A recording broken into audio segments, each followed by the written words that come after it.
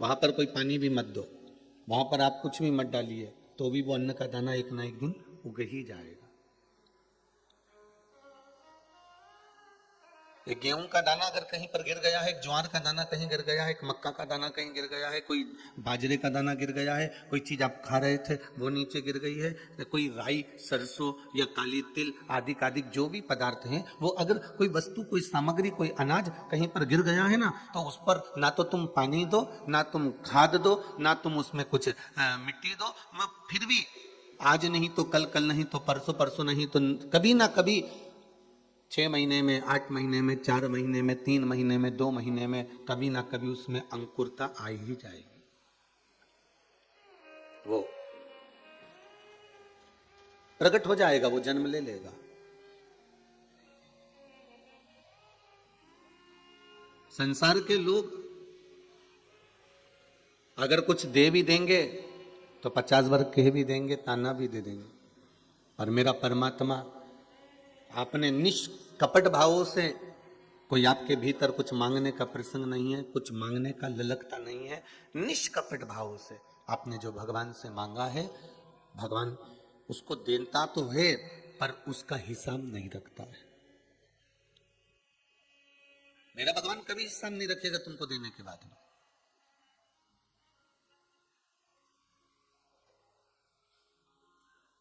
वो कहे ना, जितना जिसके भाग्य में होता,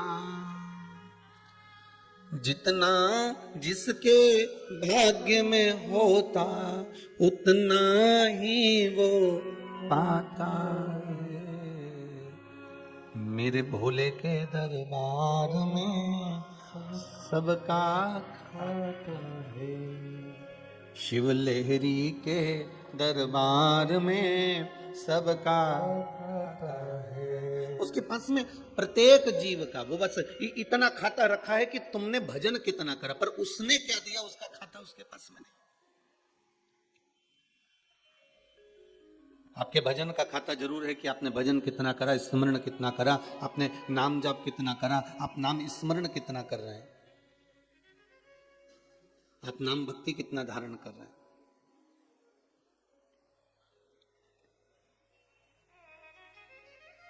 पर उसने अपने पास में जो खुद ने दिया है उसका हिसाब नहीं रखा है, पर उसने एक हिसाब रखा है कि तुमने शंकर के ऊपर एक लोटा पानी कितना चढ़ाया, आपने शिव जी पर बेलपत्र कितनी चढ़ाई, आपने शंकर भगवान पर एक अक्षत भी चढ़ाया है, चंदन भी लगाया है, तो उसका हिसाब उसके पास में है। परमात्मा में और संसार के लोगों में एक अंतर है। संसार के लोग कितना तुमको दिए उसका हिसाब रखते हैं, तुमने कितना दिया उसका हिसाब कोई नहीं रखेगा। आपने अगर किसी को, तुम्हारे दोस्त को, तुम्हारे मित्र को, तुम्हारे सखा को, तुम्हारे रिश्तेदार को, तुम्हारे कुटुंब वाले को जब जब जरूरत पड़ी, 5,000 दोगे क्या भैया, हाउ ले जा, 10,000 दोगे क्या भैया, हाउ ले जा, 50,000 दोगे क्या भैया, हाउ ले जा,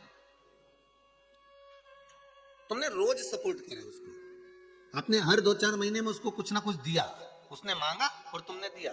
अब एक बार ऐसा करना, जब वो मांगने आए तो मत देना। तो पहले तुम जो 2 साल से देते आ रहे हो ना, एक बार अगर तुमने अगर मना कर दिया तो वो उस बात को पकड़ कर बैठ जाएगा, और जो इतने समय से तुमने दिया ना उसका कोई फल नहीं है।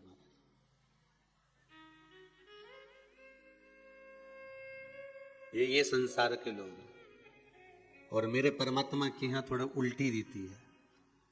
भगवान अपने देने को तो कभी नहीं गिनता कि मैंने तुझे क्या दिया, भगवान तुम्हारे देने को गिनता है कि इसने मुझे कितना बार याद किया, मुझे कितनी बार भजन किया, मुझे कितनी बार नाम जाप किया, कितनी बार श्री शिवाय नमस्तुभ्यम बोला है, कितनी बार इसने मंत्र का जाप किया है, कितनी बार ये नाम कीर्तन में डूबा है, कितनी बार ये नाम स्मरण करा है, कितनी बार इसने मुझ पर जल चढ़ाया है। भगवान शिव के पास में वो खुद क्या देते हैं उसका कोई लेखा नहीं है, पर तुमने जो दिया है उसका लेखा मेरे शंभू के पास में है,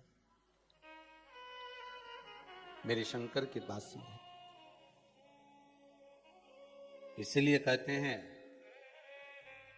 एक शंकर कैलाश में है और एक शंकर मेरे विश्वास में है, एक शिव मेरे विश्वास में, एक शंकर कैलाश में। रामचरितमानस में तुलसी बाबा ने लिख दिया है शंकर विश्वास रूपिणो, मतलब विश्वास रूपी शिव है तो दुनिया का ऐसा कोई काम नहीं जो नहीं होगा अगर विश्वास है तो। एक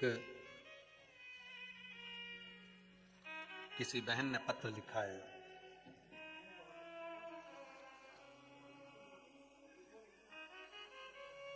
श्री शिवाय नमस्तुभ्यम, जिला उज्जैन के पास नागदा से हीराबाई सेन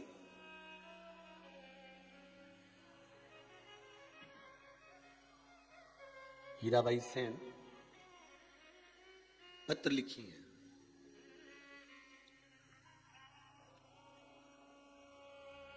बरसों से मेरे पति को किडनी की परेशानी थी, ये पत्र में लिखा है।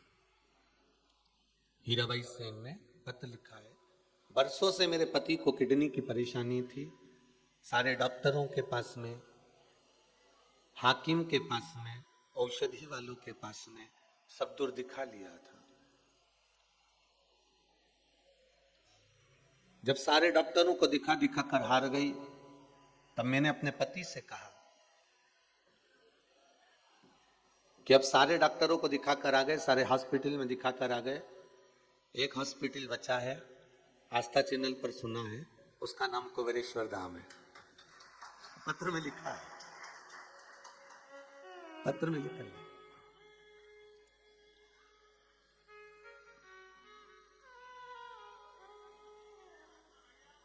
कितना सुंदर भाव लिखा है कि किसी को लगे कि हो सकता है कोई पत्र गुरु जी खुद लिख दिया हो या कुछ पत्र में और कुछ लिखा हो। मैं तो कहूंगा एक बच्चा भी कोई खड़े होकर इस पत्र को पढ़ सकता है। कितना सुंदर भाव इसमें इस हीराबाई सेन ने लिखा है। मैं निवेदन करूं, बालक आप आओ जरा इस पत्र को पढ़ना, देना माइक बच्चे को, ये पत्र उसको वहां दे दीजिए।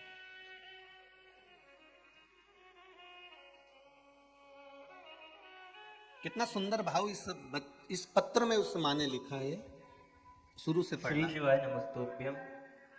गुरुदेव के चरणों में सत सत नमन।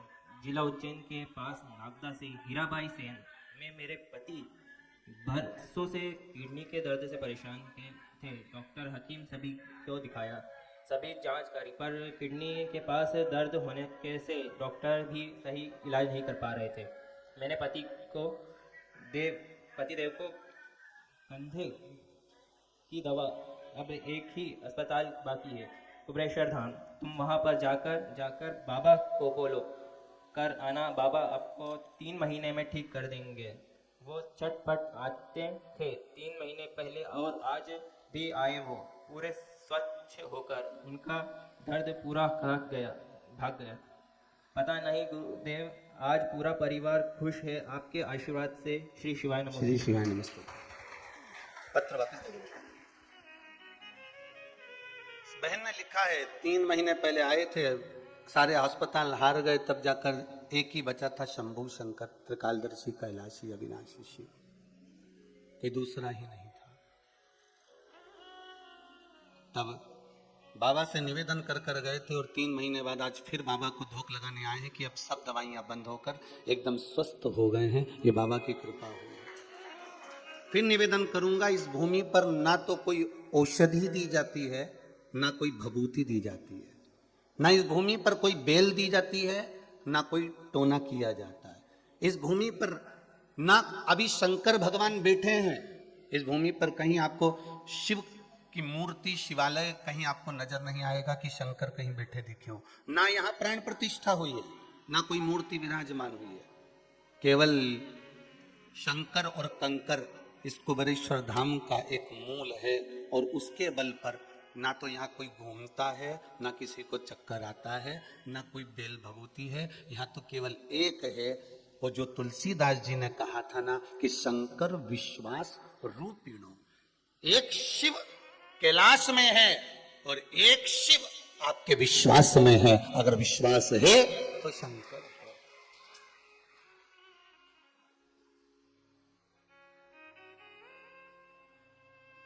यहां कंकर शंकर है। आप जिस जगह पर बैठकर, जिस जगह आपको मिल जाए, वहां आनंद पाते हुए, घूमते हुए, स्मरण करते हुए। हाँ, अभी कोरोना महामारी चल रही है, यहां आने की जरूरत नहीं है।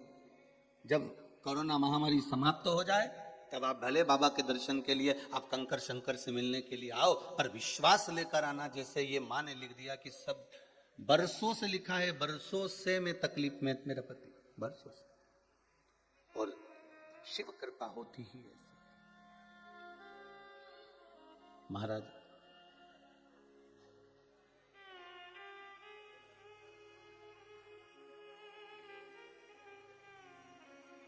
भगवान दया करना, मैं तेरे भरोसे हूँ। भोलेनाथ दया करना, मैं तेरे भरोसे हूँ। ना घर के भरोसे हूँ, ना परिवार के भरोसे हूँ, ना घर के भरोसे हूँ, ना परिवार के भरोसे हूँ। भोलेनाथ दया करना, मैं तेरे भरोसे हूँ। शंभुनाथ दया करना, मैं तेरे भरोसे हूँ। मैं किसी और के भरोसे पर नहीं। अगर भरोसा है तो मुझे मेरे शंकर पर। एक शिव कैलाश पर है और एक शिव आपके विश्वास पर है।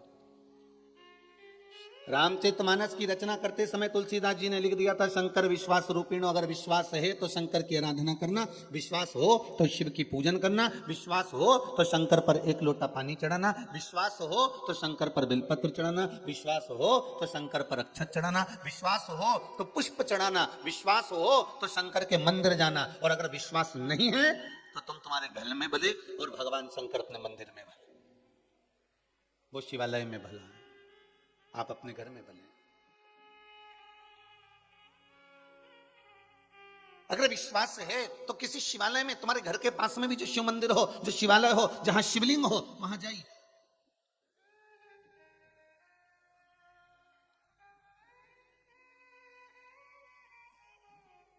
और अगर विश्वास नहीं तो कहीं मत जाइए। मानो तो मैं गंगा मां हूं, ना मानो तो बहता पानी। किसी कुंड में, किसी सरोवर में, किसी तालाब में, किसी नदी में, किसी पवित्र सरोवर में अगर आप स्नान कर रहे हैं, आपने पहले ही सोच लिया कि ये तो पानी है, और आपने अगर सोच लिया कि ये महारानी है, भगवान का स्वरूप है, चरणामृत मिला है, पंचामृत मिला है, इस जल को साधारण मत समझो।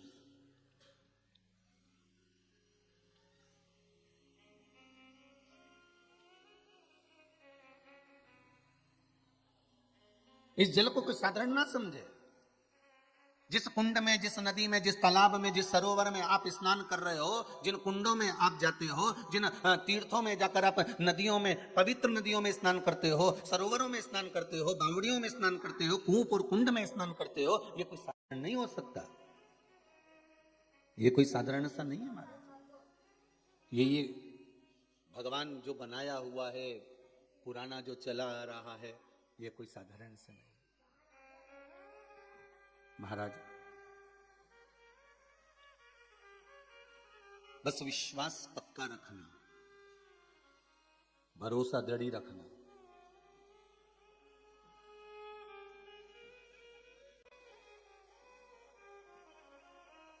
ना मैं घर के भरोसे हूं, ना परिवार के भरोसे हूं।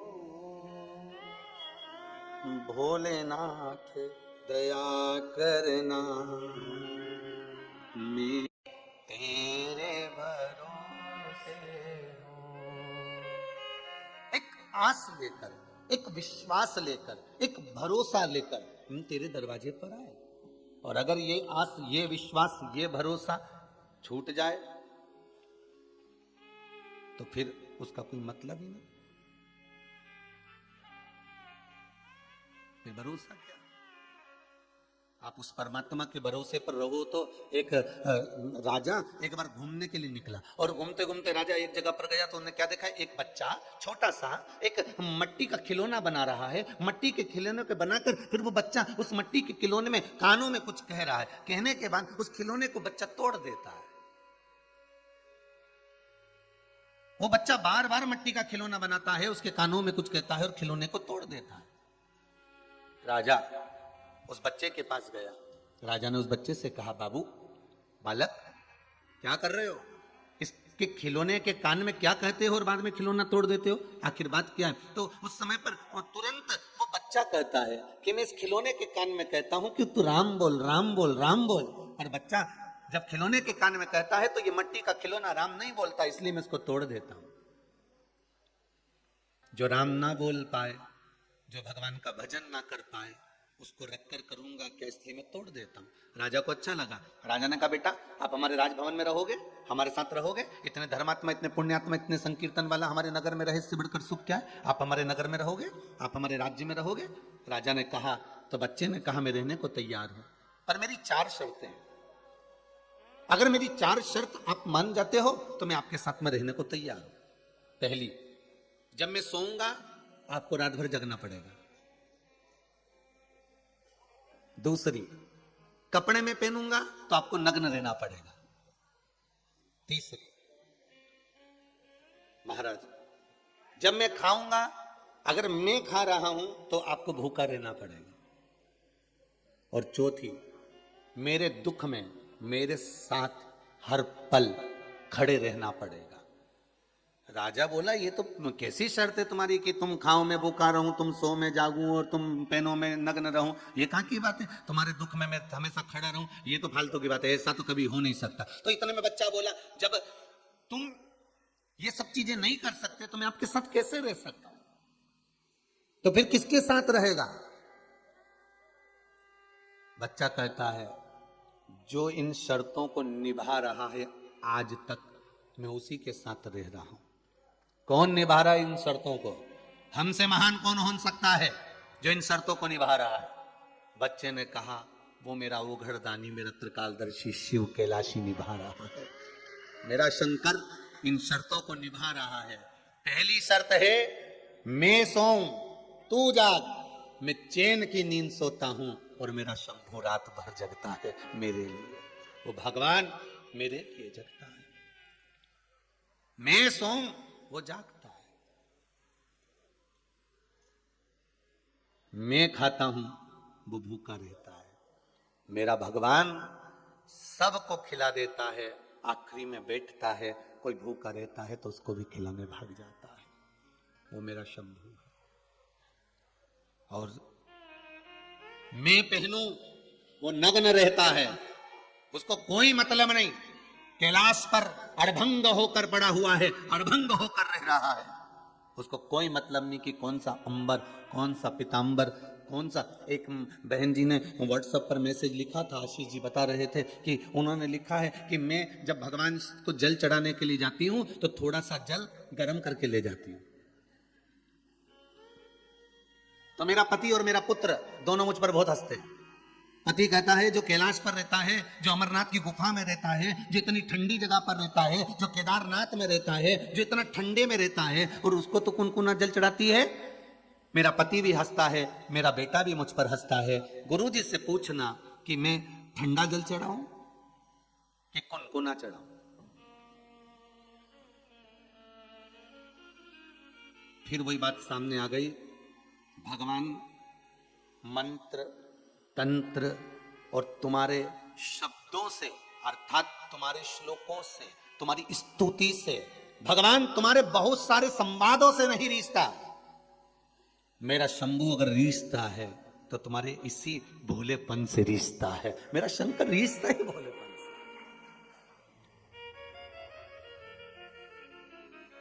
मेरे शिव को रिझाने का केवल एक ही तरीका, तुम्हारा भोलापन, क्योंकि भोले का भोला है भगवान शंकर, तुम्हारे भोलेपन से रिश्ता। भगवान शंकर ये कभी नहीं जानता कि तुमने क्या मंत्र पढ़ा है, क्या तंत्र पढ़ा है, क्या साधना करी है, क्या करा। भगवान तो कहता है कि तूने दिल से क्या कहा है वो बता दे, तो दिल से क्या रिझा रही हो बता।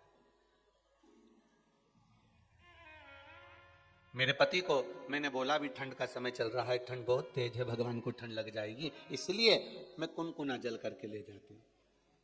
चढ़ा सकती हूँ, नहीं चढ़ा सकती हूँ। मेरा उस बहन से इतना सही निवेदन है मेरी माता से कि तेरा दिल करता है ना, तेरा मन करता है ना कि भगवान को, मुझे मेरे मालिक को ठंड लग रही है, तो ये पक्का है कि तेरे मालिक को ठंड लग रही है। तूने महसूस करा होगा, तूने हृदय से अगर भगवान को दिल लगाया है, भगवान से अगर तू हृदय से जुड़ी है, तो तूने महसूस करा होगा कि भगवान को ठंड लग रही है।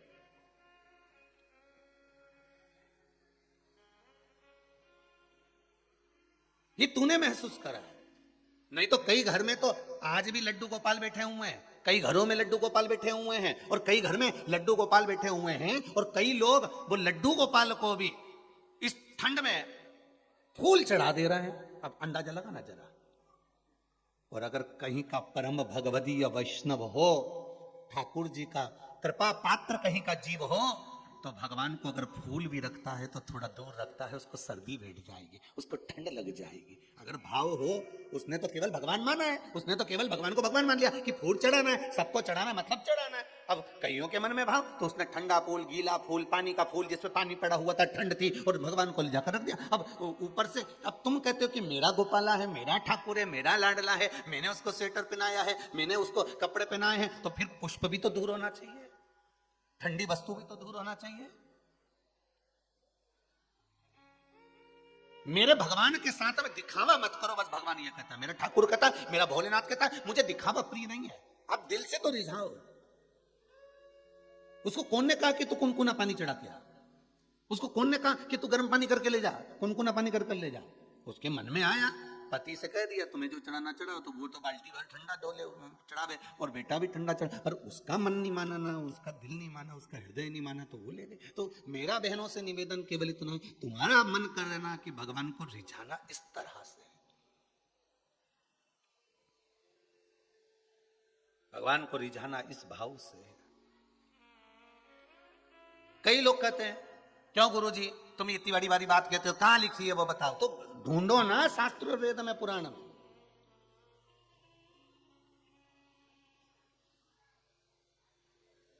पढ़ो, हम भी 24 घंटे कमरे में बैठकर पढ़ते रहते, तुम भी पढ़ो, निकालो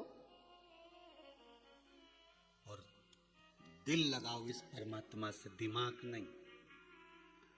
दिमाग तुम कमाने में लगाना, तुम्हारे दिमाग को सेफ करके रखो एकदम अलमारी में, हो इसको कमाने में लगाओ, पर भगवान की भक्ति में दिल लगाओ।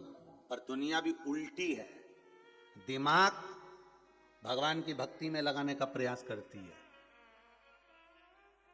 और दिल अब पूछे मत ही तो अच्छा है।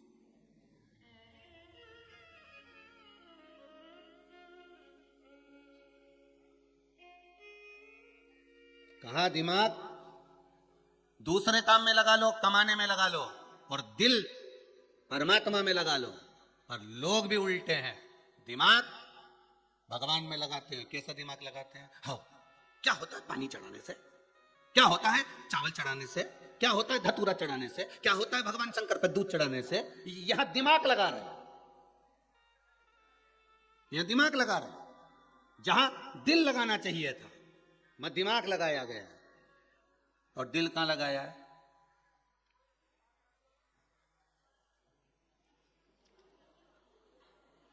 अब समझ जाना बस उतनी सी।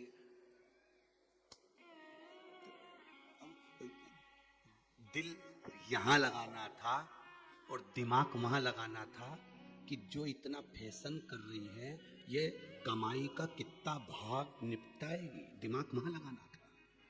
तो वहां तो दिल लगाया और तुरंत कह दिया कितने का मोबाइल चाहिए, बोल तू बोल, मैं तुझे मोबाइल ला के दूं। हमारा 10,000 का मेरा मोबाइल टूट गया, उसकी सामने की वो क्या बोलते हो, हाँ वो चली गई, क्या डिस्प्ले, हाँ वो चली गई। तो कि तू चिंता मत कर, मैं 15,000 का अब भी बाजार से खिलाऊं। अब दिल यहां लगाना था, गलत जगह पर लगा दिया। जहां दिमाग लगाना था वहां दिल लगा दिया। मेरे भगवान के मंदिर में कभी भी जाना, शिवालय में कभी भी जाना, शंकर की चौखट पर कभी भी जाना, 12 ज्योतिर्लिंग पर कभी भी जाना, शिव मंदिर में कभी भी जाना, तीर्थ में कभी भी जाना, भगवान की शरणागति में कभी भी जाना, सदगुरु के दरवाजे पर कभी भी जाना, गुरु की चौखट पर कभी भी जाना, वहां पर दिमाग मत लगाना, मत दिल लगाना।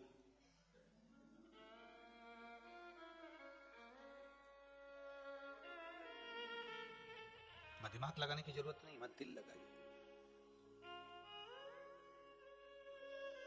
वहां फिर हमको सोचना नहीं है।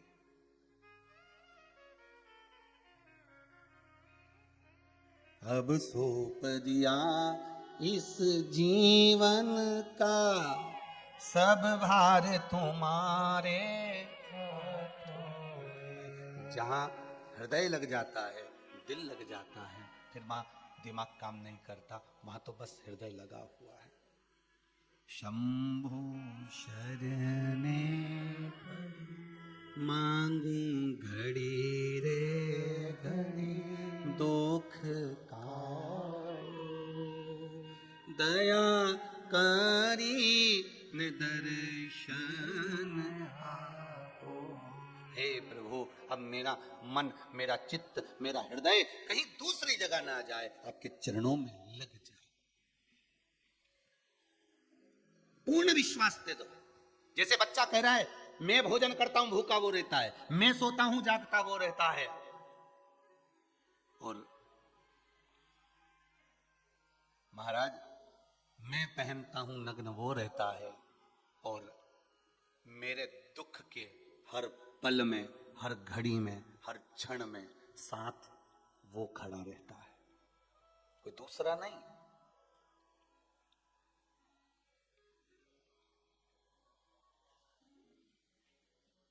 देव भी हमारे भीतर है और दानव भी हमारे भीतर है, समझ गए?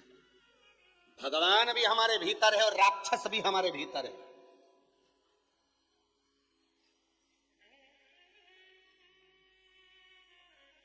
और केवल ये एक युग से नहीं, सतयुग, त्रेता, द्वापर, कलयुग, चारों युग में टटोल कर देख लीजिए, देव भी और दानव भी सब मिलते हैं, बस अंतर है, थोड़ा थोड़ा अंतर है। सतयुग में देवता और दानव दोनों दूर दूर रहते थे। देवता देवलोक में, दानव असुर लोक में रहते थे। सुनिए ना कथा। सतयुग में, त्रेता युग में देवता और दानव दोनों एक ही जगह पर रहते थे। त्रेता में कौन थे? राम जी। तो राम जी से समझ लो देवता भी पृथ्वी पर थे तो राक्षस भी पृथ्वी पर थे। रावण वो भी पृथ्वी पर था। सतयुग में देवता और दानव अलग अलग थे। त्रेता में देवता और दानव एक ही जगह पर आ गए, एक ही लोक में आ गए। द्वापर में देवता और दानव परिवार के अंदर आ गए, कौरव और पांडव, कंस और कृष्ण, परिवार में देवता और दानव आ गए। अब देखिए कितना सुंदर बात है। सतयुग में अलग अलग थे, त्रेता में एक जगह पर आए, द्वापर में परिवार में आ गए देवता और दानव, और कलयुग में मनुष्य के अंदर आ गए देवता और दानव। अब जब तुम्हें देवता को प्रकट करना हो, देवता भी हमारे भीतर है और दानव भी हमारे भीतर है। आप क्या प्रकट करना चाहते हो, आप क्या प्रगटाना चाहते हो, ये आपके ऊपर। कोई ने निंदा करी, कोई ने अपशब्द कहा, कोई ने ताने दिए, कोई ने गाली दी, कोई कुछ बोल दिया और तुम्हें क्रोध आ गया, समझ लेना तुम्हारे भीतर से दानव प्रकट हो गया। और किसी के अपशब्द बोलने पर भी, किसी के ताने देने पर भी, किसी के गाली देने पर भी, किसी के बोलने पर भी अगर तुम्हें क्रोध नहीं आ रहा है तो समझ लेना देवता तुम्हारे भीतर। बोलने दो उसको। आग लगे बस्ती में और अपन रहो मस्ती में, क्या किसको रोइए चादर तान के सोइए। उसका काम है निंदा करना, उसका काम है बुराई करना, उसका काम है चुगली करना, उसका काम है अपशब्द बोलना। भगवान ने उसको पैदा इसलिए करा है, कहकर भेजा था कि नीचे जाकर तुझे केवल निंदा ही करना है। तो तुम क्या कर लोगे, क्यों बंद हो जाएगा निंदा करने से? जब भगवान ने नारियल दे के भेजा है नीचे उसको कि तुझे नीचे जाकर केवल निंदा करना है, बुराई करना है, चुगली करना है, अपशब्द बोलना है, तो तुम उसको कैसे रोक सकते हो? क्योंकि उसकी तो परीक्षा हो गई, शादी पक्की हो गई कि नीचे जाके चुगली के साथ उसका ब्याह हुआ है, निंदा के साथ उसका फेरा हुआ है, तो कैसे रोक सकते हो? कोई नहीं रोक सकता। तो हम अपने भीतर दानव क्यों प्रकट करें? हम अपने भीतर राक्षस क्यों प्रकट करें? हम अपने भीतर देव ही तो प्रकट करें। शंभो शरणे पड़ी मांगो घड़ी रे घड़ी, दुख काटू दया करी ने दर्शन आपो। हे भगवान, बस इतनी कृपा करना कि मेरे भीतर के जो ताप हैं उसको हर लेना। किसी कुंड में, किसी सरोवर में, किसी तालाब में, किसी नदी में, पवित्र नदी में स्नान करने जाओ तो पहले, सबसे पहले एक चीज धारण करना, विश्वास। मानो तो मैं गंगा मां हूं, ना मानो तो बहता पानी। शिव कैलाश में है और दूसरा शिव मेरे विश्वास में है। आपके भीतर विश्वास अगर दृढ़ है, पक्का है, तो शिव तुम्हारे सम्मुख में, शंकर तुम्हारे सामने। एक बेटी ने एक पत्र लिखा है, अच्छा पत्र है।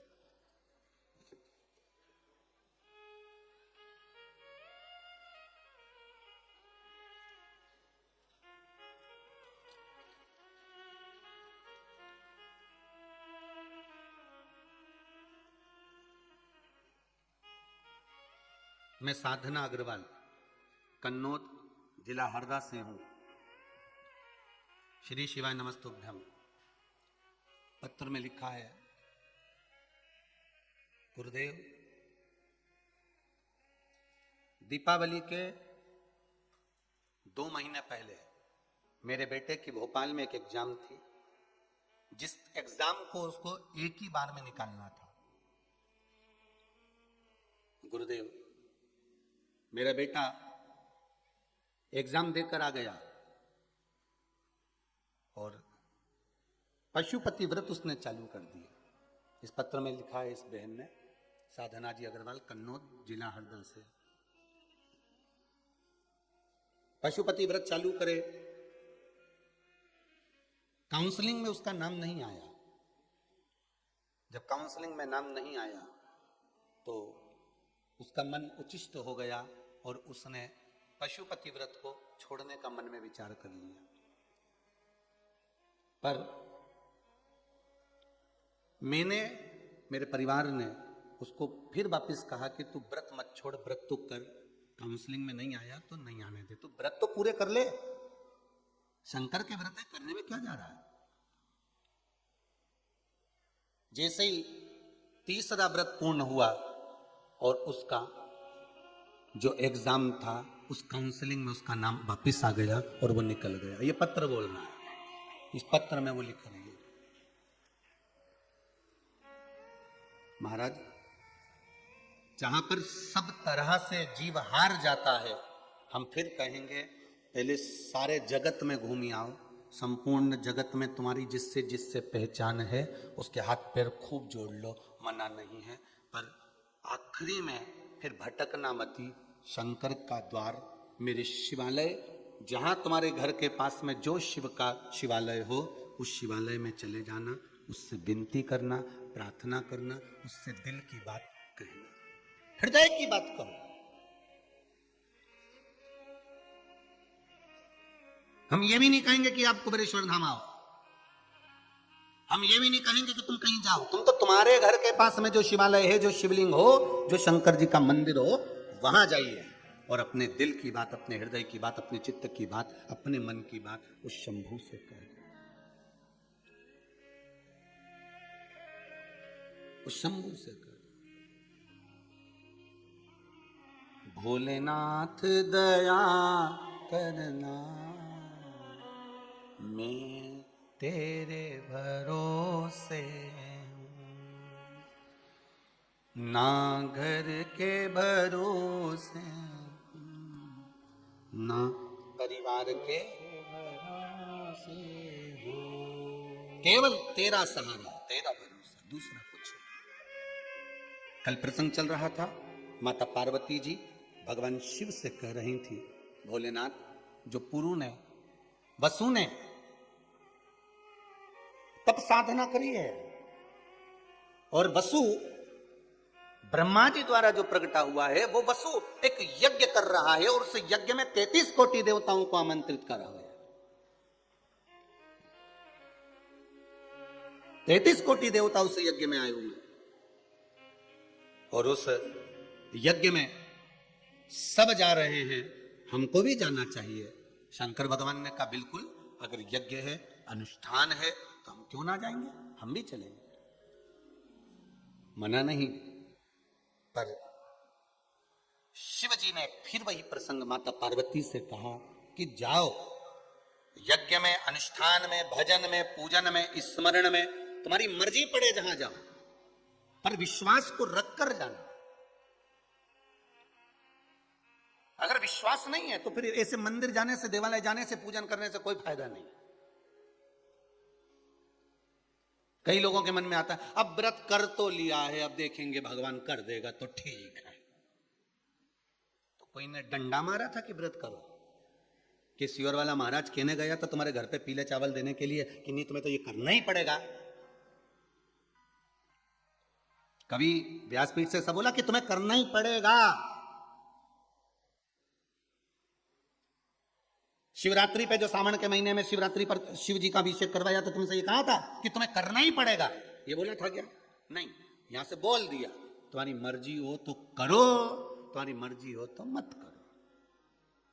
क्या किसको रोइए चादर तान के, तुम्हारा मन करे तो शंकर जी का मंदिर जाओ, नहीं तो मक्का की रोटी खाओ।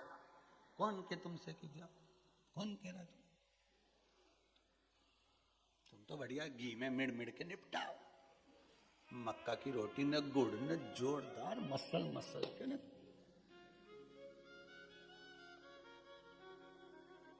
अभी कल की बात है, कोई कह रहा था, गुरुजी हमारे यहाँ पर गांव में, हमारे यहाँ राजस्थान में ऐसा नियम है कि हम मकर संक्रांति पे हमारा पूरा परिवार बैठ जाता है और बाजरा का खिचड़ा बनता है, और मक्का की रोटी न ज्वार की रोटी न बाजरा की रोटी, और कम से कम इतना घी कि 1 पीपा घी पूरा वो रोटी में और वो खिचड़ा में खाना चाहिए, और गुड़। हमने कहा कहां से हो? तो क्या बीकानेर के पास से। हमने कहा बहुत बढ़िया, खूब जोरदार, 1 पीपा घी।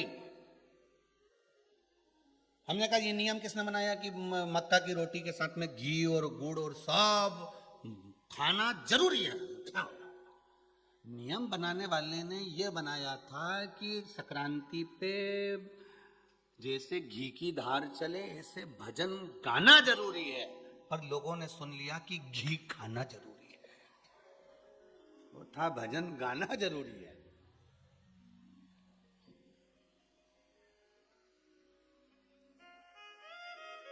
मकर संक्रांति पर अब मालूम पड़े किसी के शरीर की कैपेसिटी नहीं है, इतना शरीर नहीं काम करे और इतना घी खा ले तो बापड़ा 8-10 दिन तो घर से नहीं उठे खटिया पे, तो क्या मतलब का? ये लिखा था मकर संक्रांति पे जैसे घी की धार चले ऐसे भजन गाना जरूरी है। लोगों ने सुन लिया कि 1 पीपा घी खाना जरूरी है। वो गलती से सुन लिया, गड़बड़ हो गया।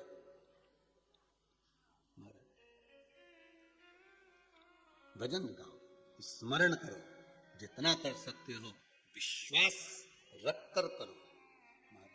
विश्वास रखकर करोगे तो भजन का सुख मिल जाए, भजन का सुख मिल जाए।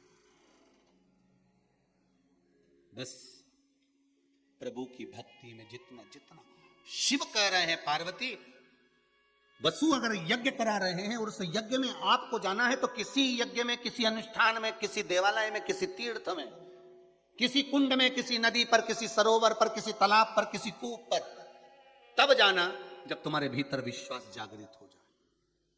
और अगर विश्वास नहीं हो तो बिल्कुल मत जाना।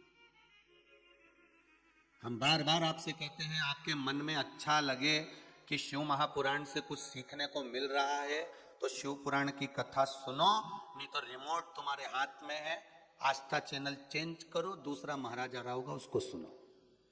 1 मिनट की देरी मत करो। तुम तो, तुम्हारे पास में बिल्कुल सिरा नहीं रखा, सोफा पे रखा, कुर्सी के बाजू में ही धर है रिमोट, कहीं कहीं के तो हाथ में ही होगा, बस निपटा तुरंत। तुम्हें लगे ना कि महाराज गड़बड़ कर रहा है, महाराज फालतू की बात बोल रहा है, तो रिमोट तुम्हारे हाथ में है, तुम तो दबा, मैं दूसरा महाराज के सुनो। तुम्हें लगे किसी और वाला महाराज फालतू की बात बोले तो तुम तो तुरंत मोबाइल में चेंज। काहे को अपना फालतू का टाइम बर्बाद करो नहीं यूट्यूब में, फेसबुक पे, तुम तो अपना इंस्टाग्राम चलाओ और तुम्हारा वजन बढ़ाओ। तुम काहे को माथा पच्ची करो, मतलब सीवर वाला महाराज का चक्कर में पड़ो। पर विश्वास हो तो जैसे इन पत्रों में लिखा, विश्वास की गाथा इन पत्रों में जगह जगह इन पत्रों में वर्णन करी है, विश्वास की गाथा वर्णन करी है। महाराज देखो कितना सुंदर बात लिखा है। मेरे पति का 18 वर्ष से मिर्ची और मसाले का कोर्ट में केस चल रहा था। मेरी बहन जिसका नाम क्षमा की खबर आई, अब हम तो क्षमा को भी नहीं पहचानते रही, क्षमा की खबर आई कि 10 तारीख से कथा आएगी टीवी पे, आस्था चैनल पर सुनना।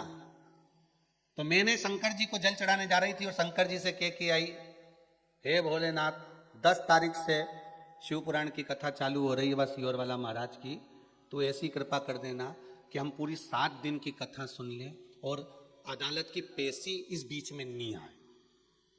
जब पत्र में रखा है, पत्र यहीं रहेंगे, तुम बाद में खूब खुश होकर पढ़ लीजिए। 10 तारीख से 16 तारीख तक जब कथा चले तो इसके बीच में कोई पेशी नहीं पड़ना चाहिए अदालत की, बस भगवान ऐसी कृपा कर देना। अब क्या क्यों गुरुजी, पत्र में लिखा है बस 10 तारीख को ही पेशी आ गई और 2 दिन से दिया लगा रही थी भोलेनाथ जी के कि 10 तारीख से कथा चालू हो रही है, बीच में पेशी नहीं पड़ना चाहिए, पूरी कथा सुन ले हम दोनों मिलके, बस ऐसी कृपा करना। और वो 10 तारीख को ही पेशी आ गई गुरुजी। बस बात इतनी सी है, सालों से चलने वाला केस 10 तारीख को पेशी आई और मेरे पक्ष में निर्णय आ गया। ये लो, बाबा ने कहा कथा सुनना है तो टेंशन मुक्त होकर सुन। सुनना ही है नहीं तेरे को कथा, और दोनों जोड़े से सुन रहा है, टीवी के सामने बैठकर सुन रहा है, आस्था चैनल पर कथा सुन रहा है, तो सुनो। और ये मुक्त होकर सुन रहा है, कहां टेंशन कर। अब सौंप दिया इस जीवन का सब भार तुम्हारे। मैं सुनूं। अब हमारे तो आपसे भी निवेदन है, जितने लोग आस्था चैनल पर कथा सुन रहे हैं, जितने फेसबुक यूट्यूब पर कथा सुन रहे हो, विश्वास रखकर सुनना। तुम्हारा समय अनमोल है। तुम 1 बजे से 4 बजे तक कथा सुन रहे हो, ये तुम्हारा समय बड़ा अनमोल है। इस समय को केवल गंवाना नहीं है कि यहां से सुना यहां से निकाल दिया। बाबा पर विश्वास रखकर सुनना कि मैं भी शंकर की कथा सुन रहा हूं, मेरा भी ये मन में विश्वास है। 3 महीने की मैंने सुनी है कि बाबा की कथा सुन लो तो 3 महीने में पूरा करता है। एक बार दिल लगाकर, दिमाग लगाकर नहीं। कथा दिमाग लगाकर मत सुनना, दिल लगाकर सुनना। फिर मेरा बाबा भी कह देगा, इतने दिन से सुन रहा था पर दिल नहीं लगा पाया था, अब लगाई है, इसलिए जा 3 महीने कभी इंतजार नहीं करूंगा, ये दे। वो कृपा करता है।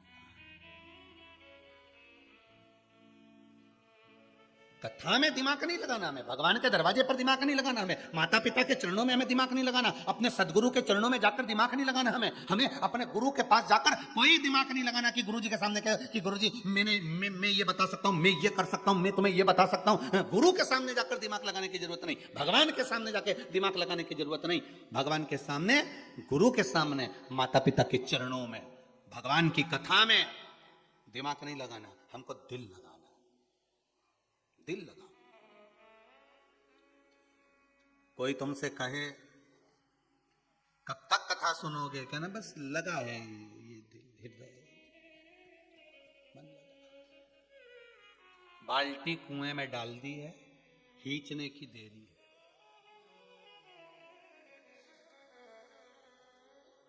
दुख की सुरंग ट्रेन जब चलती है तो कई सुरंग आ जाती हैं, आती कि नहीं आती? कोई सुरंग बहुत बड़ी होती है, कोई सुरंग बहुत छोटी होती है। ट्रेन चल रही है, अंधेरा हो गया, तो तुम क्या रेलवे वालों पे केस लगाओगे? क्यों रे, इतना अंधेरा कैसा है? तो कहेगा सुरंग में से गाड़ी जा रही है। कि टिकट वापस करोगे, कि ट्रेन में से कूद जाओगे? कुछ करोगे नहीं। टीसी से बोलोगे भैया अंधेरा कैसे, सुरंग आई है, तो इतनी लंबी सुरंग चले जा रही अंधेरे ही अंधेरा, अंधेरे ही अंधेरा।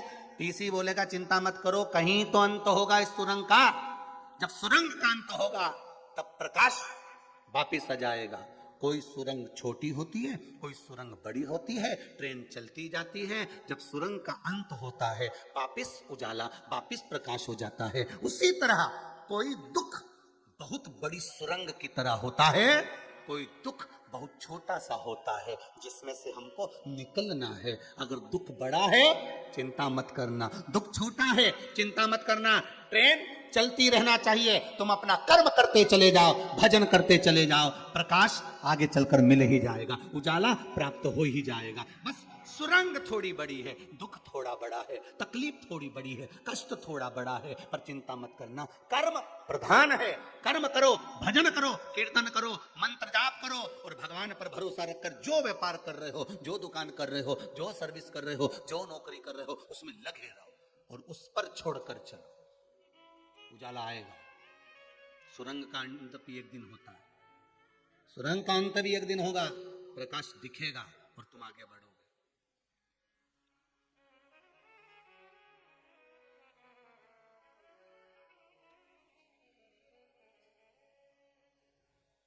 मिलेगा वो अंत। देखो, विश्वास परमात्मा को प्रकट कर देता है। गुरु और भगवान, मेरा भोलेनाथ, मेरा ठाकुर, मेरा राम, मेरा कृष्ण, चार प्रकार से कृपा करता है। गुरु भी चार प्रकार से कृपा करता है और भगवान भी चार प्रकार से कृपा करता है। उसकी कृपा का पहला है स्मरण, दूसरा है दृष्टि से, पहला स्मरण से, दूसरा दृष्टि से, तीसरा शब्द से और चौथा स्पर्श से। मेरा गुरु और परमात्मा चार प्रकार से कृपा करता है। मेरा शंभू, मेरा शंकर, मेरा ओघड़दानी, मेरा भोलेनाथ और कोई सतगुरु, ये चार प्रकार से कृपा कर देते। पहले स्मरण से। स्मरण कैसा? जैसे कछुआ की जो पत्नी होती है, कछुवी, अब कछुआ की पत्नी को तो कछुई बोलेंगे, और तुम्हारे यहां कुछ बोलते हो तो बात दूसरी हो। जितने लोग आस्था पर सुन रहे हो, फेसबुक यूट्यूब पर सुन रहे हैं, कछुए की पत्नी का नाम तुम्हें कुछ और मालूम होता, हमें बता देना, भेज देना, अगली बार कथा में हम उसको बोल देंगे। मेंढक की पत्नी मेंढकी,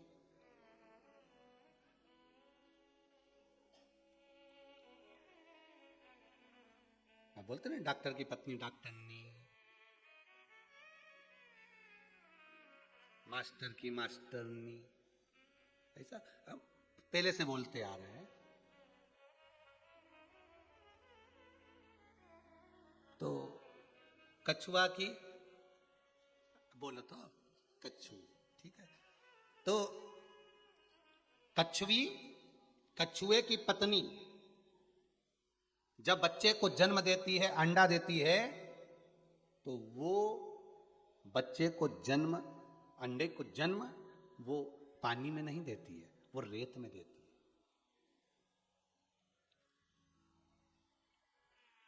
और कछुवी कहां रहती है? पानी के अंदर। उसका अंडा कहां पर है? रेत पर। एक बार अंडे को जन्म देने के बाद कछुवी उससे मिलने के लिए कभी नहीं जाती है, पानी के अंदर ही रहती है। बस उस अंडे को जो जन्म दिया है ना, उसका स्मरण करती रहती है, और स्मरण करते करते उसके स्मरण से अंडा पक जाता है और उसका बच्चा हो जाता है। कछुवी। गुरु और परमात्मा, गुरु और शंकर, मेरा ओघड़दानी, मेरा त्रिकालदर्शी, मेरा कैलाशी, मेरा शंभू, मेरा ओघड़नाथ, मेरा भूतेश्वर, मेरा ओमकारेश्वर मेरा महाकालेश्वर, मेरा ममलेश्वर, मेरा भीमाशंकर, मेरा मल्लिकार्जुन, मेरा कैलाशी, मेरा काशी विश्वनाथ, मेरा कुबेर भंडारी। 4 तरह से कृपा करता है। पहला स्मरण, आप गुरु का और शंकर का, भगवान का अगर स्मरण कर रहे हो तो भी तुम्हारा कल्याण निश्चित है कि तुम तर जाओगे, तुम्हारा काम हो जाएगा।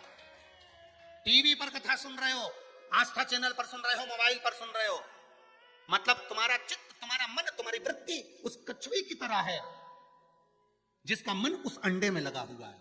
तो अंडा पक गया, उसका बच्चा हो गया, वो मिलने नहीं भी गया तो भी हो गया।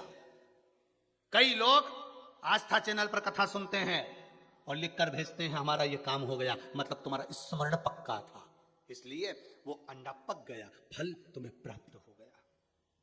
दूसरा, दृष्टि से मेरा भगवान तार देता है। दृष्टि से मछली अपने बच्चे को जन्म पानी के अंदर देती है। काय के अंदर देती है? पानी, क्योंकि बाहर आएगी तो मरीज जाएगी, तो वो तो पानी में जन्म देती है। मछली अपने बच्चे को जन्म, मछली अपने अंडे को जन्म पानी के अंदर देती है, पर मछली उस अंडे से कभी मिलती नहीं है। पानी में मछली उस अंडे पर जब जब कहीं घूम कर आती है तो दृष्टि दे देती है, अपनी दृष्टि से देखती है। मछली अपने अंडे को, मछली अपने बच्चे को अपनी दृष्टि से देखती है। जहां से भी आएगी वह दृष्टि पड़ना चाहिए। मछली की दृष्टि उस अंडे पर पड़ती है और अंडा पक जाता है और उस मछली का बच्चा पैदा हो जाता है, मात्र दृष्टि से। 4 प्रकार से मेरा भोलेनाथ और सदगुरु, जिस गुरु की शरण में आप जाते हो, एक सदगुरु और एक परमात्मा, 4 प्रकार से तार देते हैं। पहला, जम के बोलिए, स्मरण। दूसरा, दृष्टि। मछली अपने बच्चे को जन्म देती है, उससे कभी मिलती नहीं है, केवल उस पर दृष्टि रखती है। उस दृष्टि का बल इतना प्रबल होता है कि बच्चा पक जाता है और पैदा हो जाता है। सदगुरु और परमात्मा भी ऐसे ही कहता है, गुरु के सामने जाओ, कुछ मत मांगो, परमात्मा के सामने जाओ, कुछ मत मांगो, केवल उसकी दृष्टि ही पड़ गई तो हमारा कल्याण हो गया। बहुत हो गया, दृष्टि से ही तार दिया उसने, दृष्टि से ही तार दिया। एक बार बस केवल देखा, एक बार दृष्टि दी, उतर गया। वो दृष्टि से भी तार देता है महाराज। तीसरा है शब्द। तीसरा है शब्द।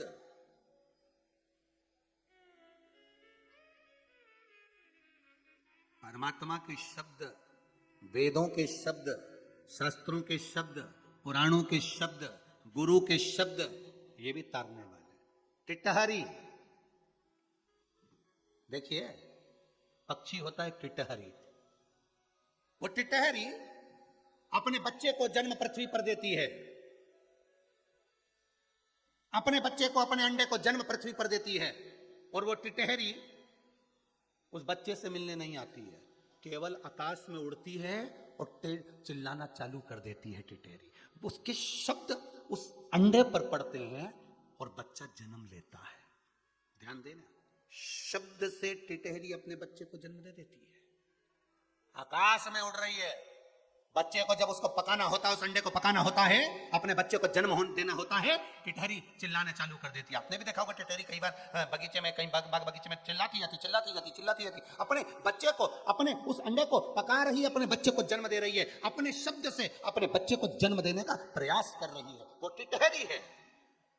गुरु के शब्द, गुरु की वाणी, शंकर के शब्द, मेरे परमात्मा की वाणी, मेरे वेद और पुराण की वाणी, मेरे शास्त्रों की वाणी, ये पुराणों की वाणियां, गुरु की वाणियां, ये शब्द हैं। और शब्द से जैसे टिटहरी अंडे को पकाकर बच्चा प्रकट कर देती है, उसी तरह गुरु के शब्द भी आपको कुछ न कुछ प्रदान कर ही देते हैं, जीवन में सार्थकता दे देते हैं।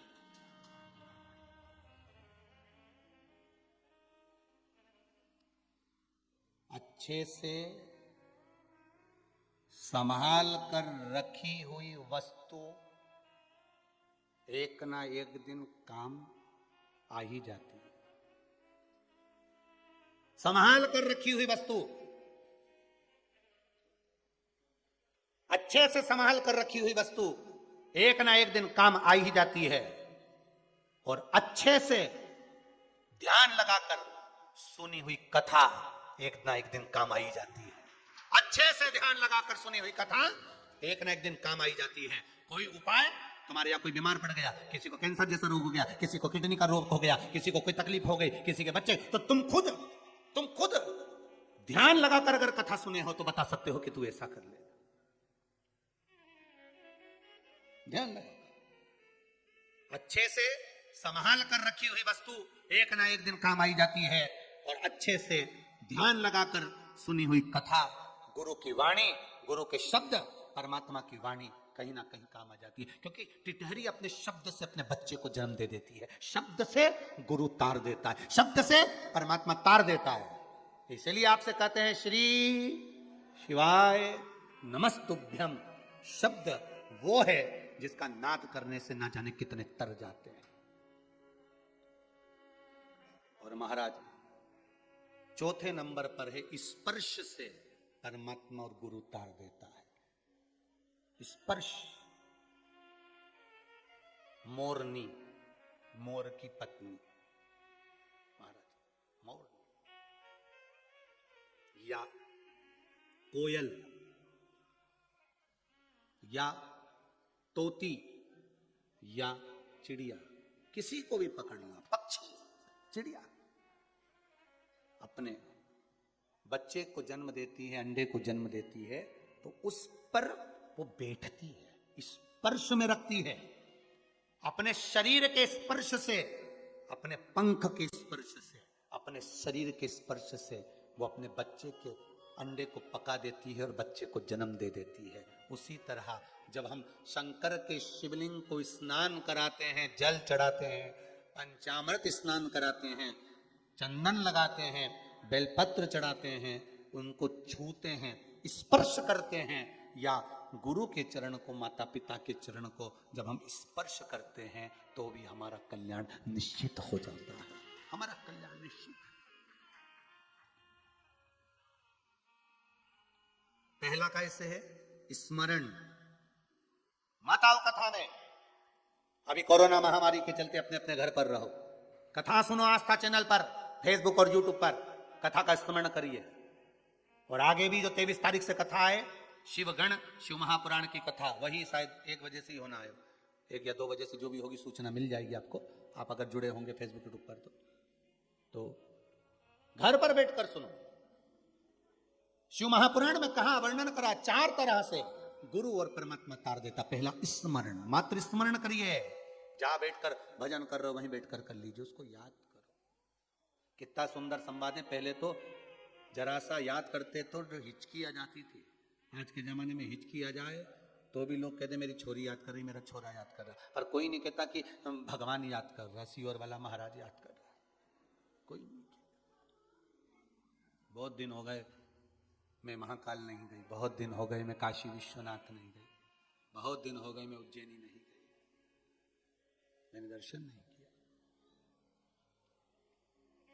पहला स्मरण, दूसरा दृष्टि, तीसरा शब्द और चौथा स्पर्श। ये 4 तरह से परमात्मा बहुत दिन हो गए।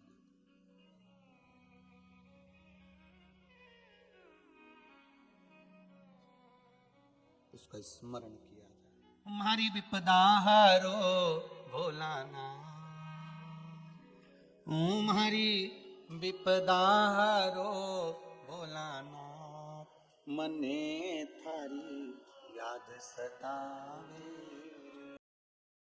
त्रिकालदर्शी, कैलाशी, अविनाशी, हे शंकर, हे त्रिकालदर्शी शिव, ऐसी कृपा जीवन में करो। महाराज माना सुरंग बहुत बड़ी है, दुख बड़ा है, पर प्रकाश की उम्मीद रखना यह पक्का है कि प्रकाश जरूर होगा, जरूर होगा।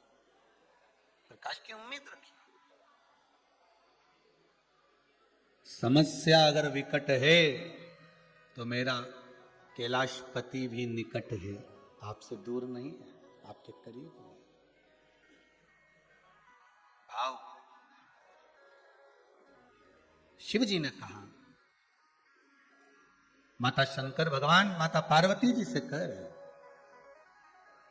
सुनो पार्वती, अगर विश्वास रख कर जाओगी, सुनो पार्वती, अगर विश्वास रख कर पहुंचोगी तो ये पक्का है। पार्वती, अगर विश्वास रख कर पहुंचोगी तो ये पक्का है कि शिव शंकर मिलेंगे, ये पक्का। पार्वती, अगर विश्वास रख कर जाओगी तो यज्ञ, अनुष्ठान, कुंड, बावड़ी, तालाब, जहां तुम जा रही हो वहां तुम्हारा विश्वास प्रबल है तो पुण्य मिलेगा, अवश्य मिलेगा। आप लोगों से भी निवेदन है, शिव महापुराण की कथा ऑनलाइन चल रही है, घर पर बैठकर सुनिए। और जिस आनंद से आप घर बैठकर कथा सुने, जिस विश्वास से आप घर बैठकर कथा सुने, मोबाइल पर, फेसबुक पर, यूट्यूब पर, आस्था चैनल पर, जिस विश्वास के साथ सुने उस विश्वास के साथ श्रवण करिए और बाबा आपकी घर बैठकर ही मनोकामना पूर्ण करेगा। वो साधारण नहीं है मेरा शिव, बस स्मरण, दृष्टि, स्पर्श, ये सब चीजों का एक आनंद है। आप रखो शब्द, शब्द पर भी विशेष ध्यान रखिए। फिर निवेदन करेंगे, शब्दों का बड़ा ध्यान रखिए। आज के जमाने में जरा सा ये फेसबुक पर, यूट्यूब पर ना जाने कौन कौन कौन कौन सियोर वाला महाराज का नाम लिखकर, पंडित प्रदीप मिश्रा लिखकर चैनल ऑन बना लिए हैं ढेर सारे, और फेसबुक पे भी ना जाने कहाँ कहाँ का चैनल ऑन बना लिया, और उसमें कहीं एक किताब बेचे, कहीं सामान बेचे, कहीं कुछ बेचे। तो कई सोचे कि ये सियोर वाला महाराज का है तो वो भी लोग जुड़ जाते हैं। अब किसी को भान तो हो ही नहीं पाता। कई लोग हमारे नाम से भी धोखाधड़ी कर रहे हैं कि भाई सियोर वाले के नाम का होगा, ये होगा, वो होगा, किताब मंगाए सो ये करें, या फिर कुछ काम कर रहे हैं, या कुछ व्यापार कर रहे हैं, कुछ व्यवसाय। तो ये शब्द गलत है।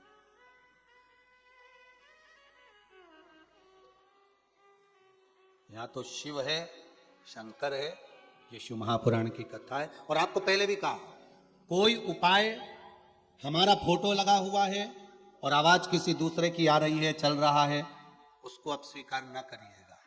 जिसमें इस व्यास पीठ से बैठकर कुछ बोला जा रहा हो, दिख रहे हो और बोलते दिख रहे हो, शब्द भी बदल देते हैं आज के जमाने में।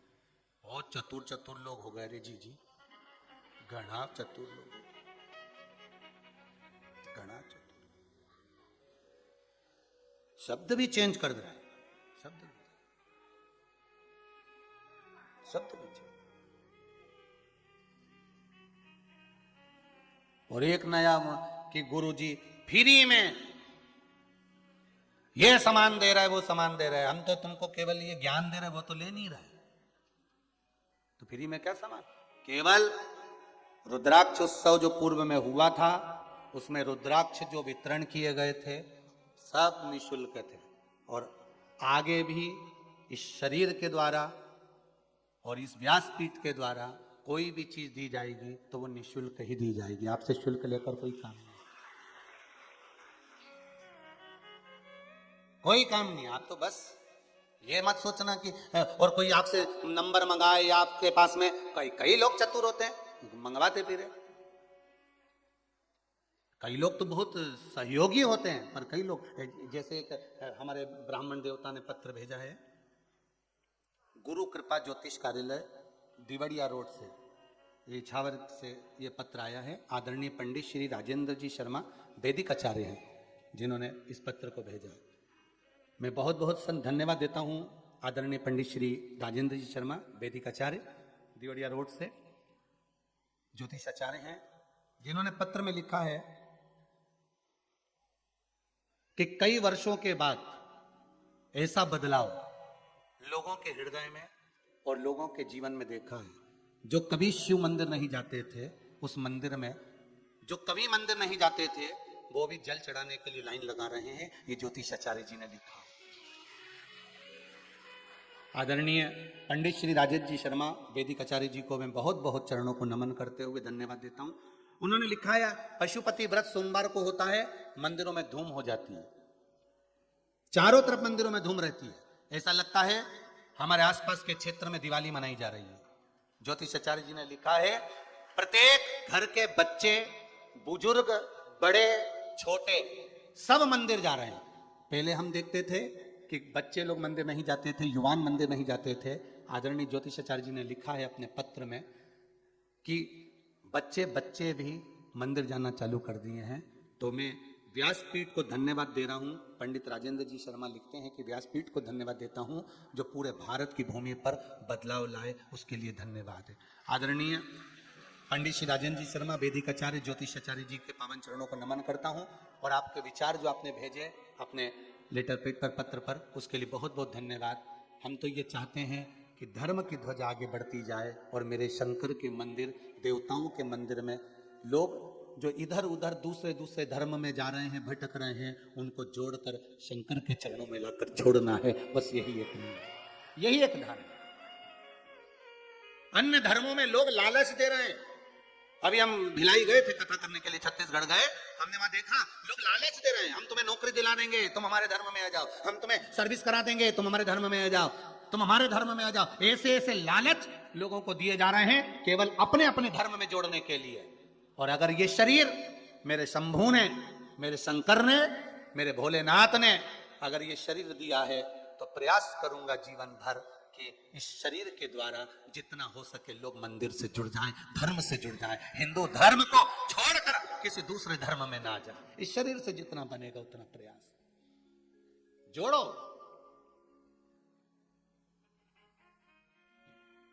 किसी दूसरे धर्म को लोग तोड़ने के लिए तैयार नहीं है। केवल एक ही धर्म दिखता है लोगों को तोड़ने के लिए, वो हिंदू धर्म दिखता है। क्योंकि हिंदू धर्म का व्यक्ति बहुत भावुक होता है, बहुत नर्म होता है। उसको दूसरे धर्म के लोग थोड़ा सा लोभ देते, थोड़ा लालच देते और अपने धर्म में जोड़ लेते हैं। पर आज सारे धर्मों पर भारी पड़ रहा है हिंदू धर्म, क्योंकि हिंदू धर्म का एक एक हिंदू आज जाग गया है, भगवान को जान गया है कि भगवान शिव की शरण के सिवाय, राम और कृष्ण की शरण के सिवाय कहीं नहीं जाना, दूसरे धर्म में पहुंचना ही नहीं। अब जाग गया, अब भटक लिए हम, अब नहीं भटकना हमको। बहुत बहुत लोगों को तकलीफ है महाराज जी। कोई कहे कि आप ये सबका वो बंद कर दिए, क्योंकि लोगों को बहुत घूमते थे और बता देते थे चावल उठा के कि जा तेरे परिवार का। अब कभी उनसे कोई पूछने ही नहीं जाए, एक लोटा लेके मंदिर पहुंच जाए, उनसे कोई पूछे नहीं। तकलीफ में लोग बहुत सारे। अरे भाई, शिव महापुराण की कथा नहीं है। जैसे किसी मिनिस्टर का नंबर, किसी पीएम सीएम का नंबर, कलेक्टर एसपी का नंबर डायरेक्ट तुम्हारे पास हो तो तुम क्या चौकीदार से बात करोगे? अरे बोलो तो जम के, कि उससे कहोगे चौकीदार से हमें मिला दो सर से, हमें मिला दो सर से, हमारा ये काम करा दो, मिला दो सर से। और चौकीदार काम करेगा तो क्या करेगा? पहले दाव 500 रुपए, लाओ 1000 रुपए, फाइल आगे बढ़ाता हूं। पर अब डायरेक्ट तुम्हारी तो सीधे ऑफिसर से पहचान हो गई। ये शिव महापुराण की कथा नहीं, ये शंकर का डायरेक्ट नंबर है। सीधे काल लगा, सीधे शंकर के पास। जैसे 108, वो कौन सा नंबर होता है? 108 नंबर को बुलाओ तो एम्बुलेंस आ जाए। बस मुख से श्री शिवाय नमस्तुभ्यम बोलो और पशुपति नाथ का 5 व्रत कर लो, बोला ना टूट मानो जाए। बस अपने डायरेक्ट नंबर है साहब। अब उसके बाद भी तुम भटको, उसके बाद भी भटक रहे हो तो ये तुम्हारी मर्जी है। फिर तुम भटको तो भटको। जब शंकर जी डायरेक्ट नंबर दे दिए। वो एक भजन गाती थी हमारी राजगढ़ वाली भाई गीता भाई जी महाराज, मैं तो रोज लगाऊं टेलीफोन, सच्चा नंबर देना भगवान, पहला फोन मैंने सीहोर लगाया,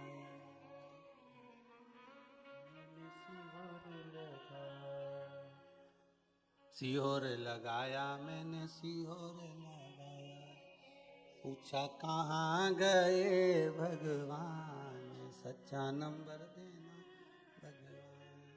फोन उठाते ही महाराज जी बोलिया, वो तो उज्जैन गए महाकाल, सच्चा नंबर। सीधा नंबर मिल गया हमको। शिव महापुराण की कथा नहीं, ये डायरेक्ट नंबर है, सीधा। क्या बहुत भटक लिए, नौकरी नहीं लग रही, सर्विस नहीं लग रही, ये नहीं हो रहा, वो नहीं हो रहा, कहीं मत जा, शंकर की शरण पहुंच जा।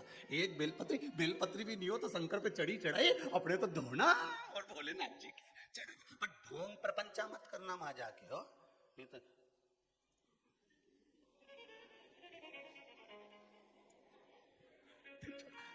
ऐसा ढोंग प्रपंचा शंकर जी को नहीं। शंकर जी तो बोले जैसी है वैसी चल। अरे हिमालय राज ने पार्वती जी के लिए पालकी तैयार करके रखे कि पालकी में बैठ के कैलाश जाएगी पार्वती विदाई में, शंकर जी के साथ शादी हुई जब पालकी में बैठ के जाएगी। पालकी सोने की पालकी हिमालय राज ने बुलवाई, रतन जड़ित पालकी, पालकी उठाने वालों को बुलाया, सारी श्रृंगार बैंड बाजा हाथी घोड़ा तैयार, बेटी का ब्याह करा हिमालय राज ने। पर शंकर भगवान पार्वती जी को देख के बोले पालकी में जाएगी कि डायरेक्ट आएगी, ये तो बोल। पार्वती जी बोली पालकी में बैठूंगी, फिर ये उठाएंगे, फिर लेके पीछे पीछे चलेंगे, तुम आगे हम पीछे, ऐसा कोई आनंद है? अपने तो तुम हाथ दो, नंदी पे जो भोलेनाथ जी चढ़ा और शंकर जी ने जो हाथ दिया और हाथ देते से जो बैठी डायरेक्ट कैलाश, डायरेक्ट।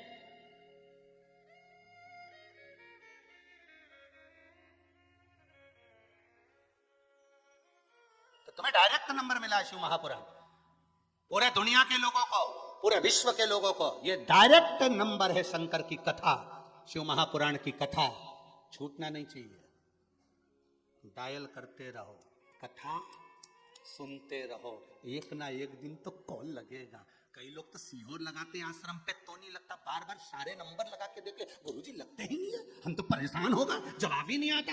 लगाते रहो।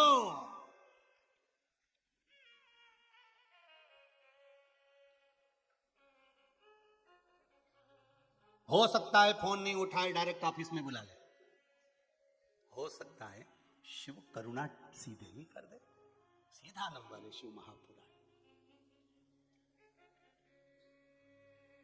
और तुमसे इतना इतना हाथ जोड़ के निवेदन, मेरे घरे जाके सुन लो, अपने अपने घर में रह के सुनो, घर में बैठकर सुनो, जब तक कोरोना महामारी चले। हम खुद माइक से बोल देंगे व्यासपीठ से कि आप टूटमान हो जाओ, अच्छा, तो तब तुम भले झोला ने बोरी सब बांध बुंदा के आ जाओ, और जब बोल दें तब आना, यहाँ पूरे में हम तुम्हारे लिए टेंट लगा देंगे और तुम जहां मर्जी पड़े वहीं सोई जाओ और खूब बढ़िया पूरी सब्जी निपटा। नुक्ति कम बनवाते क्योंकि पेट में दुखती है, इसलिए बाकी का तो प्रेम से खूब खाओ ना, अपना शिव नाम गाओ। तो तुम पर अभी माता जोड़ी हो, जी जी हो, हाथ जोड़ के निवेदन तुमसे, तुम सब अपना अपना घर में भर लो, कथा सुनने मत आओ, दर्शन के लिए तो तुम्हारा ये खुला है बाबा का धाम, पर कथा भगवत स्मरण घर पे बैठ कर। शंभु शरणे पड़ी मांगू घड़ी रे दुख काटो, दया करी में दर्शन। आप हृदय से, चित्त से, मन से बाबा को नमन करिए, बाबा को नमन करिए। महाराज चलो, शिव जी ने कहा चलो। 33 कोटि देवता मृत्यु लोक में आ गए। वसु ने जब यज्ञ करा तब स्नान के लिए कहां जाएं? सुबह यज्ञ प्रारंभ हुआ, एक कुंड बनाया था। जब एक कुंड बनाया, देवताओं को स्नान में तकलीफ होने लगी। वसु ने देवताओं से कहा कुछ कृपा करो। शंकर जी ने कहा मांग वसु, क्या चाहता है? देवताओं के स्नान के लिए कुंड का निर्माण कर दो। शिव जी ने 22 कुंड का निर्माण कर दिया। कितने कुंड? 22।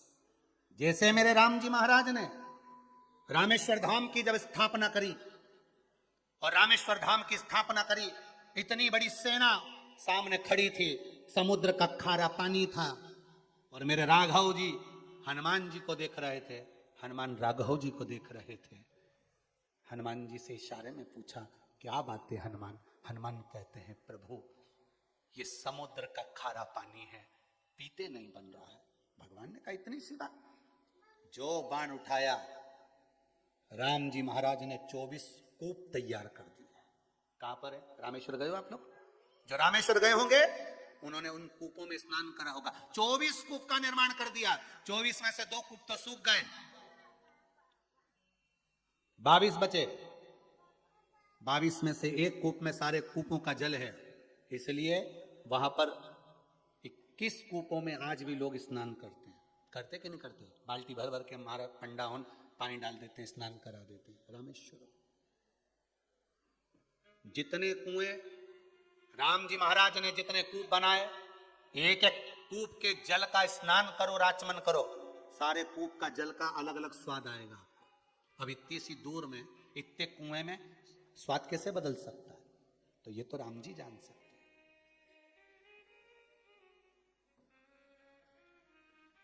ये तो मेरे राघव जी जानते हैं, ये मेरे राम जी। शंकर भगवान ने पूछा, मांगो। वसु क्या चाहते हो तुम? वसु कह रहे हैं, 33 कौटी देवता स्नान करे, वो भाव प्रकट करे। पर ब्रह्मा जी के पास में पहुंचे, ब्रह्मदेव से कहा, ब्रह्मा जी कुछ आप करिए। शंकर जी ने कहा, पहले कम करो, ब्रह्मदेव के पास जाओ। ब्रह्मा जी अगर कुछ करते हैं, निर्माण करते हैं, तो इससे बढ़कर सुख क्या होगा? ब्रह्मदेव के पास गए, ब्रह्मा जी से कहा, ब्रह्मदेव आप कुछ निर्माण कर दीजिए। ब्रह्मा जी ने कहा, ठीक है। ब्रह्म जी ने अपने हृदय से एक सरोवर को प्रकट करा। ब्रह्मा जी के मन से जो सरोवर उत्पन्न हुआ, उसका नाम मान सरोवर।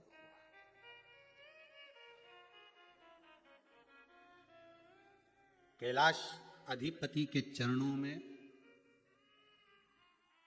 एक मानसरोवर है, एक राक्षस ताल है। राक्षस ताल, राक्षस का वो सरोवर जिसका पानी खारा है, और मानसरोवर जिसका पानी निर्मल शीतल औषधि से युक्त है, मानसरोवर।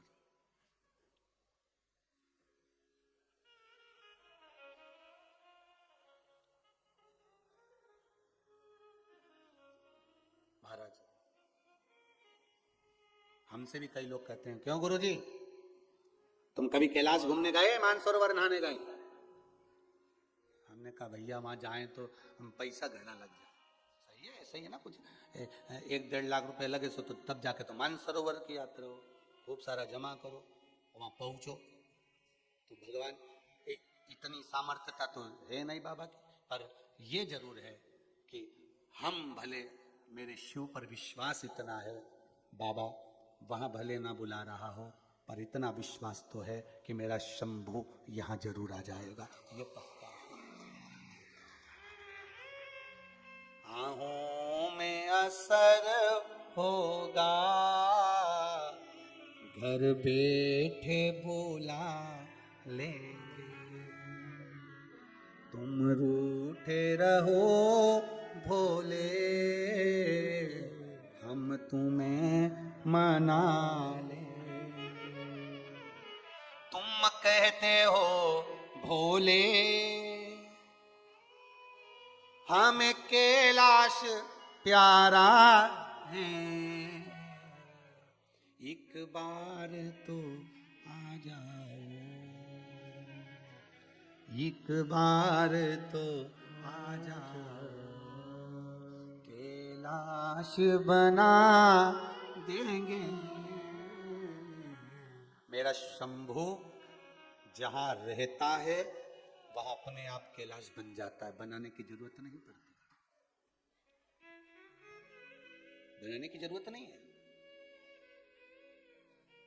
जहां मेरा शिव है वो भूमि उज्जैनी है, जहां मेरा शंकर है वो काशी है, जहां मेरा शंकर निवास करता हो वो कैलाश, वो केदारनाथ है, वो साधारण नहीं है। आहों में असर होगा,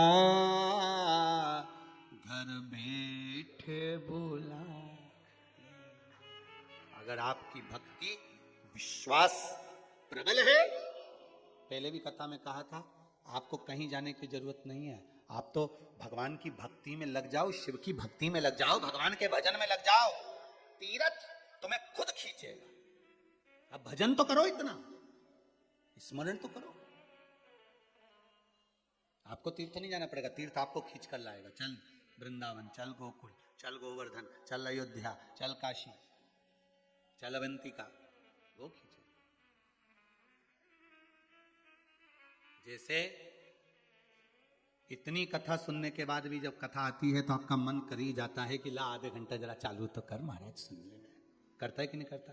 ला चालू करो, जरा मोबाइल चालू करो, कथा सुनेंगे। रात को बैठ गए 5-10 मिनट, आधा घंटा शिव चर्चा में लगे हुए, शिव के स्मरण में लगे हुए, शिव भक्ति में लगे हुए। और अभी अभी ये आज कथा विराम हो जाएगी, 23 तारीख से फिर चालू हो जाएगी। कथा का समय रहेगा दोपहर 2 बजे से 5 बजे तक, फिर वो कथा चालू, और वो भी ऑनलाइन कथा, घर बैठकर सुनने की। कौन सी कथा रहेगी? वो शिव गण, एक एक गणों की महत्वता जानना है। और उसमें जो शंकर जी के मंदिर जाता है, शिव पर जल चढ़ाता है, शंकर पर बेलपत्री चढ़ाता है, उसकी भी गणना गण से करी गई है। उसको भी सुनना है कि आप कौन से नंबर के गण हो। आपकी भी तो वहां पर देखना पड़ेगा कि नंबर कौन सा है तुम्हारा, कौन से नंबर के गण। शिव कथा करवाने वाले भी गण की गिनती में आते हैं, सुनने वाले, बाँचने वाले, शंकर के मंदिर में बुआरी काटने वाले, झाड़ू लगाने वाले, बेलपत्री को तोड़कर उतार कर आप तक पहुंचाने वाले भी गण की गिनती में आते हैं। नंदी भृंगी श्रृंगी ही नहीं, आप भी गणों की गिनती में। जो शंकर जी की कथा को जनमानस तक, भले मोबाइल में तुम्हारे पास थोड़ा सा कुछ आया, महाराज जी का सुनना कथा, थोड़ी सी क्लिप आई, उसको तुमने दूसरे को भेजा, दूसरे को तीसरे को भेजा, वो भी गण की गिनती में। महाराज कथा जनमानस तक भेज रहे, वो भी गण, उसका भी वृतांत अपन श्रवण करें। महाराज शिव कथा कह रही है, महाराज भगवान शंकर का चरित्र कह रहा है। ब्रह्मा जी ने अपने हृदय से सरोवर को प्रकट कर दिया, मान सरोवर प्रकट हो गया। महाराज मान सरोवर प्रकट हुआ जानकर, अब वो मान सरोवर के लिए देवता जाने लगे। तो वसु ने कहा, प्रभु इतने सारे देव अगर मान सरोवर के लिए जाएंगे तो यहाँ तो भूमि खाली रह जाएगी, आप कुछ कृपा करिए। शंकर भगवान ने उसी समय पर कृपा करी। क्या चाहते हो वो बोलिए। तो कहा, प्रभु एक काम कर दीजिए, यहीं पर कुंडों का निर्माण कर दीजिए। महाराज ब्रह्म कुंड, ब्रह्मा जी को बुलाया और बुलाकर पटना से 100 किलोमीटर की दूरी पर राजगीर तीर्थ, जहां पर भगवान शिव और ब्रह्मा देवताओं के स्नान के लिए 22 कुंड का निर्माण करते हैं। कई लोग गए भी होंगे, और जितने लोग बिहार के लोग कथा सुन रहे होंगे उनके ध्यान में होगा, और जो आसपास के होंगे यूपी आदि के तो वो भी कई बार गए होंगे, यहाँ मध्य प्रदेश के भी गए होंगे। ऐसा नहीं राजगीर लोग जाते हैं। पटना से 100 किलोमीटर की दूरी पर राजगीर तीर्थ में 22 कुंडों का निर्माण करा। जब 22 कुंड भी 33 कोटि देवताओं के स्नान के लिए कम पड़ने लगे तो 52 धाराएं निकाल दी उसकी, 52 धाराएं निकाल दी, जिन 52 धाराओं में देवता आनंद पा रहे थे। कहते हैं इस ब्रह्म कुंड में, इस राजगीर के कुंड से देवता देवलोक जाने को तैयार नहीं थे, वहीं रुकने के लिए तैयार हो गए। इतना सुंदर आनंद की अनुभूति हो रही थी, इतना सुंदर आनंद मिल रहा, इतना सुंदर। तब भगवान शिव और ब्रह्मदेव ने कहा, देवता यज्ञ पूर्ण करें और अपने अपने भवन को चले। तब यज्ञ पूर्ण करा, देवता अपने अपने भवन को चले।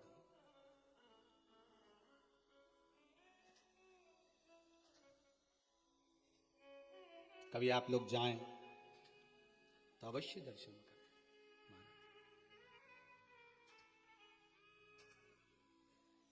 अवश्य जाएं। महाराज आगे शिव महापुराण के सुंदर संवाद में तुमुरुका जी चंचुला देवी को शिव भक्ति के आनंद में 12 ज्योतिर्लिंग की कथा का स्मरण करा रहे हैं। जिस पावन प्रसंग को चंचुला देवी श्रवण करती है अपने पति के मोक्षार्थ, अपने पति के मोक्ष के लिए, वो पावन शिव महापुराण की कथा के 12 ज्योतिर्लिंग का संवाद तुमुरुका जी चंचुला देवी को श्रवण करा रहे हैं। महाराज तुमुरुका जी चंचुला देवी को सुंदर संवाद करते हुए कहते हैं, चंचुला देवी, ये वो भगवान शिव का आनंदमय 12 ज्योतिर्लिंग स्वरूप है जिसका मात्र स्मरण कर लेने से जीव परमात्मा की अविरल भक्ति को प्राप्त कर लेता है। ये वो पावन चरित्र है। और महाराज शिव भक्ति तो होती ही ऐसी है।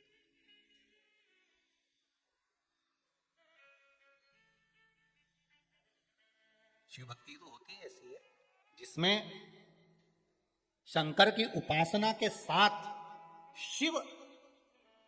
एक बार कोई पूछा कि गुरुजी, जब हम भगवान शंकर के मंदिर में पानी चढ़ाते हैं तो हमारा कलश खाली हो जाता है, तो हमने बीच में वर्णन करा था कि दो थोड़ा सा जल भाग उसको लेकर आना चाहिए तो कलश खाली हो जाए। ये हमारी सोच है कि हम भगवान पर जल चढ़ा रहे हैं और कलश खाली हो रहा है, पर शिव महापुराण की कथा कहती है शंकर को जब हम कोई वस्तु प्रदान करते हैं और उस थाली को, उस पात्र को, उस कलश को जब हम लेकर आते हैं तो वो खाली नहीं रहता, भगवान की कृपा से भरा हुआ होता है।